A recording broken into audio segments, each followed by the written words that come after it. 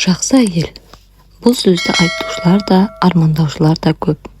Тіпті жақсы әйел мынадай болуы керек, анадай болуы керек деп ақыл айтушылар да табыла кетеді.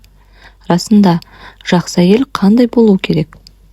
Әрине, бұл сұраққа мың сан жауап бар. Алайда әр адам қайталанбас тұлға екені мәлім. Кез келген адамның жақсы тұстарымен қатар кемшіліктерінің де болуы заңды.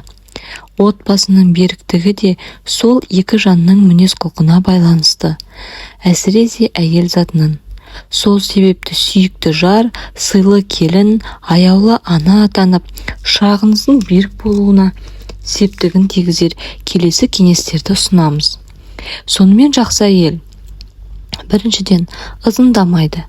Күйеуіне әрдайым жекіп ұрсып, ызыңдай беретін әйелден еркек қашады. Үнемі құлақтың етін жей беретін әйелдер еркекті мезетеді. Сонда тіпті кейбір еркектер қатыгездік танытып қол көтеруге дейін барады. Ара қатынастары суиды. Екінші, шағым жасамайды. Күйеуіне сен сондайсың деп мін тағып күңірене беретін әйелден де ер адамның көңілі қалып, ей қойшы, саған ешқашан жақпайсың деп қолын бір-ақ сілтейді. Үшінші, өсек айтпайды. Әйел затының өздері оңаша қалғанда болған жайларды бүге-шүгесіне дейін тәптіштеп отырып өсек айтқанды ұнататыны бар. Жарыңызды өзгелерге жамандап абырой таппайсыз. Мұны білген күйеуіңіздің сағы сынып, сізге деген сезімі салқындап кетуі мүмкін. Төртінші, құрметсіздік танытпайды. Ер адам ең алдымен әйелінің өзін сыйлағанын қалайды. Олардың түсінігінде сыйлайды.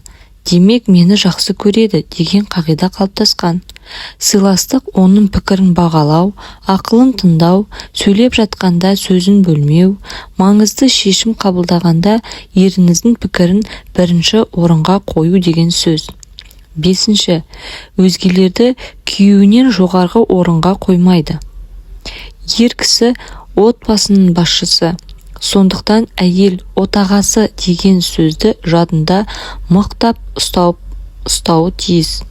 Әйелдің достарын, карьераны, туыстарын күйеуінен артық көруінен үйде түсініспеушіліктер, ұрыс-керіс басталады.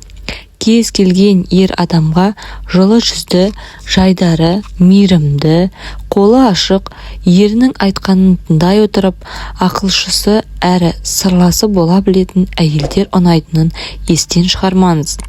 Алла тағала баршаңызға жақсы әйел болуды жазсын.